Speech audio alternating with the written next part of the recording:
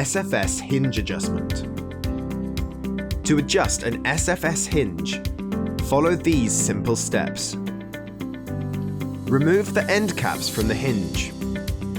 To make height adjustments, turn the screw in the bottom of the hinge with a 5mm Allen key.